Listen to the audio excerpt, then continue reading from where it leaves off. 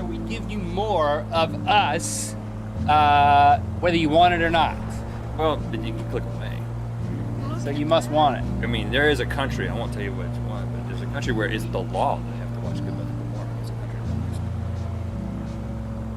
No more of this. No, just turn your BS faucet off for a second. I would like to address the people who aren't watching for a second. You know what? It's fine. If you have better things to do than to watch this right now, I'm not going to hold that against you. We're still friends, though, right? We're still friends. Okay, yeah, I bought a car. So how much of this? Pretty awesome. How much background is needed for this? Do we want to go all the way back to like Death Valley and get in the bog and all that, or you just want to leave it all? You want to leave all that out of it? Yeah, the details schmeetails. Where do you want to start? Well, I do want to say that I am in the process of retiring the Bronco, because the Bronco, unfortunately, which had a great car buying story, almost unbelievable, it was so great, probably used in a crime, that kind of situation. Which is a Good Mythical Morning from Yesteryear. Yesteryear. You remember the village of Yesteryear at the State Fair? That was my favorite part. There's a blacksmith. Watching for hours. Because you wanted to be cool about it. Look at that cool guy watching the blacksmith for hours. You can't look directly at a blacksmith. He must be a star. You can't look directly into the eyes of a blacksmith without sunglasses. Yeah, he's not a welder. You think he's a welder? You're not supposed to look directly at any part of a sword. Heated steel? Yeah, heated element. Anyway, the Bronco is very unreliable. It's that was another episode of Good Mythical Morning, was the Bronco getting stuck at the top of a mountain. Right. The key issue, hitting the hammer. Lots of things have happened. My kids are scared to ride with me in the Bronco because it stopped on the highway, and that's a very disconcerting thing to happen in Los Angeles. It didn't happen it didn't happen technically on the freeway, like one of the major roads. It happened in Venice. We're never going to get to the real story, are we? So anyway, I was like, I got to get a new car. I did get one with some off-road capabilities, so we could go and have off-road adventures. But it's a business car too. And because it can carry stuff, I got to get places in this job. And a remote. Yeah, we might. We might have a remote shoot. At some point. we're gonna have to. Yeah, we got to now to justify it. So. It's an FJ Cruiser. You can tell them that. Yeah. I go into it's used. I'm not buying new vehicles around here. You never finance a depreciating asset. Part of the country I'm starting. Never make eye contact with a blacksmith. And never finance a depreciating asset. Okay. So I go into the dealership, and a guy. There's First a guy of all, you rode your bike there, right? No, you rode your bike. No. I thought about riding my bike because it's relatively close to my house, and I was like, well, I gotta drive a car there, and then I'm gonna buy a car. And how would you drive two cars back? I thought about driving both cars at the same time. One like Van Damme doing a split. 2 lanes. It can be done, but I didn't do that. I got the guy from the guy who helped us out. I don't want to use his name because he is the point of the story. He drove me back home. But an interesting thing. Let's call him Boris. Okay, Boris. An interesting thing happened. It was Boris's 5th day on the job. Great guy. I think this might have been his first sale, but you could kind of tell that first of all, he comes from an entertainment background. I think he worked in a rodeo. That guy's a rodeo clown. That's not an entertainment background. He came from an entertainment background, meaning he was a rodeo clown? No, he was on a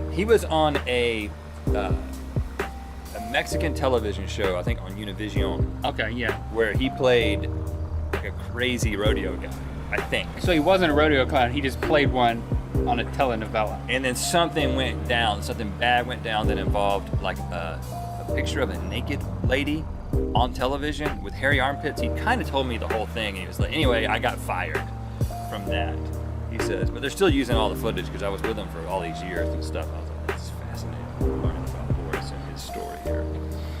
But great guy. Naked woman with hairy armpits. We do the negotiation thing, which I'm horrible at, by the way. We go back and forth like 4 or 5 times, and I kind of end up paying, almost what they're asking. Well, I should apologize. I abandoned you. You did. You were like, I gotta go hang with my family. And my family was out of town this weekend, so I was able to do this, on my own. Anyway, the negotiation process ends in not much negotiation and me just agreeing to buy the vehicle, which I knew was going to happen to begin with. And they probably have sensed that because I really wanted I it. can smell it on you. And I got a good deal on it at the beginning. The guy came here on a bike. He's got to leave in a car. I will say, I did have it independently inspected by a guy, and he used all the features in the Kelly Blue Book value, and I got it for like $500 less than that.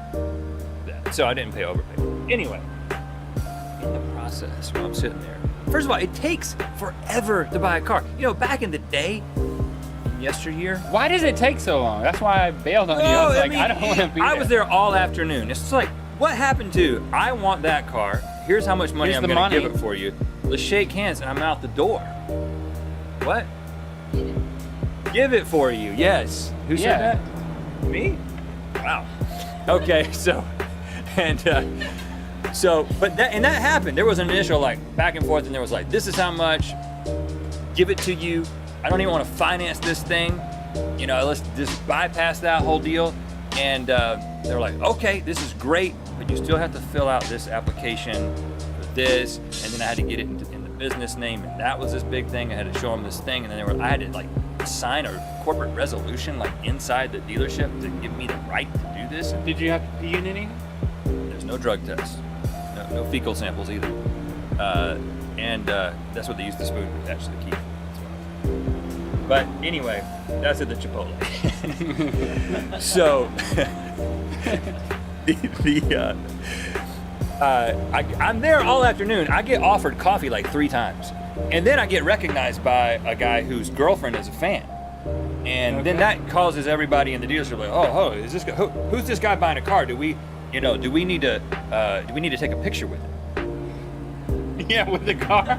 Yeah. So now I get my picture taken with the guy, and he's like, "This is my first picture with a famous guy," and he has no idea who I am. He just knows that a guy's girlfriend knows who I am, and so that was enough. Were you in front of the car? That was enough for the picture. Yeah, in front of the car. And where was the naked, hairy armpit? She's woman? gone. He got fired because of that. Oh. She's just a picture. She's not a real woman.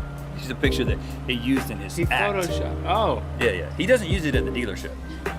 That's not part of his sales technique. He's like, for another $500, I'll show you this picture of this girl, this naked girl with hairy armpits.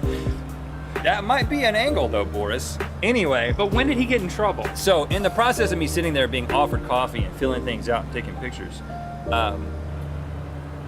his boss comes over and he's like, Boris, it was a little embarrassing because it's one of those car dealerships where it's a large open area and there's just a bunch of desks out there, and then there's a secretary that is showing way too much cleavage than is necessary to sell a car, but it's part of the business. In fact, he actually told me that. He looked at her and he was like, business or something like that. It's so maybe they do use that. I don't know. Anyway, wow.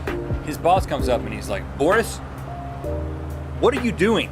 You've created 3 entries for this guy. Sir, are you gonna buy 3 cars? Oh wow, no. In front of you? I was like, I want to buy 1. Well, you've got him in here 3 times. He says, you put him in here once, you got 3, he's disciplining the guy. Poor Boris. And I'm like, wow, this is pretty heavy. And then the guy leaves and he's like, yeah, I'm new here and, whatever. I just sold you a car. He could have just been like, congratulations, but there's a little something. He's doing commentary on how he should have been disciplined. I was just enjoying the whole thing, but then he drove me home. He's like, I'll drive you home. In the car you just bought? Well, he drove the car home. I drove my car home. Oh. We got back in the car and then I drove him back to the dealership. So got to talk a little bit more about the rodeo and hairy armpits and that kind of thing. He got reprimanded in front of me. Poor Boris. No, but he should have stuck up. Hey man, I just bought a car from your guy. He's a good guy. He did a good sale, and he's learning. Give Boris a break, man at the place. Give Boris a break. Boris. Give Boris a break. Yeah. Now those of you who decided to watch, you're like, I should have been in that crowd that he was talking to earlier. Yeah.